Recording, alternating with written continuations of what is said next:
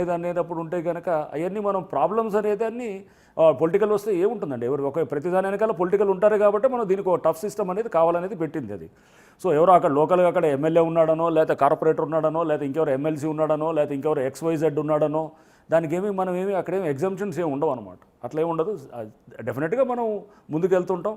అక్కడ పొలిటికల్గా ఏమైనా వస్తే కనుక అది మనం బఫర్లోనో FTAలో కలిపితే అతనేం రీజన్ చెప్తాడు, అతను ఏమని చెప్పగలుగుతాడు, అతను పొలిటికల్గా ఉన్న ఆయన కూడా ఏం చెప్పగలుగుతాడు. మీరు ఎట్లా చెప్తున్నారండి జనాతరీ స్ట్రక్చర్ వచ్చింది దీనికి ఏం లేదని అంటే కనుక ఏం చెప్తారు, వాళ్ళ దగ్గర ఆన్సరే ఉండదు కదా.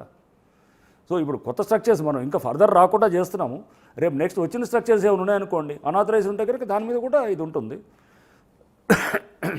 సో అంటే పొలిటికల్ నేను అనుకోవడం పెద్ద సమస్య ఉండకపోవచ్చు. ఇది మనం బయట చూపించినంత ఇదేమీ పెద్ద ప్రాబ్లం ఏమి ఉండకపోవచ్చు అశోక్ గారు. ఎందుకంటే ఇట్లాంటిది నేను ప్రీవియస్ వర్కింగ్లో వరంగల్లో కూడా ఫర్ ఇన్స్టెన్స్ చేసినప్పుడు అప్పుడు కూడా ఇనీషియల్గా ఇది వెళ్ళినప్పుడు అక్కడ ఇట్లాంటి ల్యాండ్ కబ్జాల మీద కొంతమందిని అరెస్ట్ చేసాం. కొంత పొలిటికల్గా కాస్త కమోషన్ వస్తుంది. బట్ ఒక 1-2 మంత్స్లో అందరికీ కూడా అర్థమవుతుంది. అర్థమైన తర్వాత అరే ఫర్మ్గా వెళ్ళాలి అనేటటువంటిది వచ్చిన తర్వాత అందరూ everybody will follow in line అంతే ఉంటుంది. సో ఫోకస్గా మనం చేయాలి. ఇదొక నాకు మంచి అవకాశం సిటీని మనం మంచి దీన్ని చేయడానికి.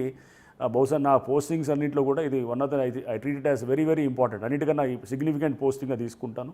ఎందుకంటే ఇంత ఇంపాక్ట్ చేయగలిగేటటువంటిది ఒక పోస్టింగ్లో చేయడం అనేది బహుశా నా అదృష్టం ఉంటుంది. గవర్నమెంట్ కూడా ఇంత ఏంటంటే ఒక లక్ష్యంతో వాళ్ళు పూర్తి మద్దతు ఇస్తూ దీనికి ఏది బడ్జెట్ కానీ లేకపోతే దీనికి ఇటు పవర్స్ కానివ్వండి, దీనికి స్టాఫింగ్ కానీ మాకు ఇచ్చే సిబ్బందిని కానివ్వండి, ఇవన్నీ కూడా ఇంత ఇస్తున్నప్పుడు డెఫినెట్లీ నేను నా లక్ష్యం మీద ఉంటుంది తప్ప కానీ పక్కన వచ్చే కామెంట్స్ మీద నేను అసలు ఏమాత్రం పట్టించుకోను అనమాట. అండ్ రేపు అట్లాంటిది వస్తే కనుక will be very very harsh అండి. దాంట్లో వెరీ ఫర్మ్గా ఉంటాము, వెరీ హార్ష్గా ఉంటాం అండ్ రూత్లెస్గా వీల్ గో ఫర్ డిమాలిషన్స్ అనమాట. చాలా బిల్డింగ్లు అనాథరైజ్గా కట్టారు పర్మిషన్స్ లేకుండా. అవన్నీ బాత్రూంలో కానీ టాయిలెట్స్లో వాటిని కూడా దానికే వదులుతుంటారు అనమాట. ఏది ఈ పర్టికులర్ చెరువులోకి వదులుతుంటారు. అంటే ఇది మనం డ్రింకింగ్ వాటర్ సోర్స్ అనమాట.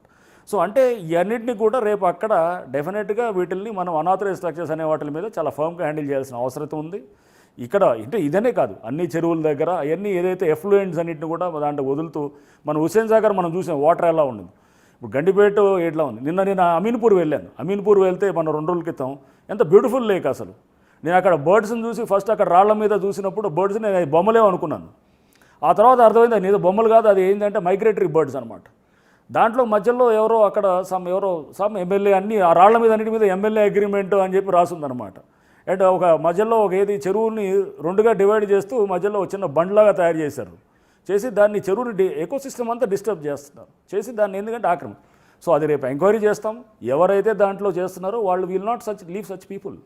వాళ్ళని ఇప్పుడు అంత చెరువునే మీరు డిస్టర్బ్ చేస్తున్నారు, మొత్తం నింపేస్తున్నారు, అక్కడ పేరు రాసుకుంటున్నారు. పేరు రాసుకొని మీరు ఇంత చేస్తుంటే కనుక డెఫినెట్లీ అది నాకు తెలిసి బహుశా ఎవరో అంటే అక్కడ రాసింది ఎవరో ఎమ్మెల్యే సమ్ ఫ్రమ్ రాయలసీమ ఏదో అని అక్కడ అంటున్నారు. అదంతా ఐ డోంట్ నో ఎవరో గతంలో చేశారని అంటున్నారు. అది రేపు వెరిఫై చేసినప్పుడు వాళ్ళు ఎవరైనా కానీ కూడా మనం ప్రాసిక్యూట్ చేయడానికి ఇది ఉంటుందన్నమాట. ప్రతి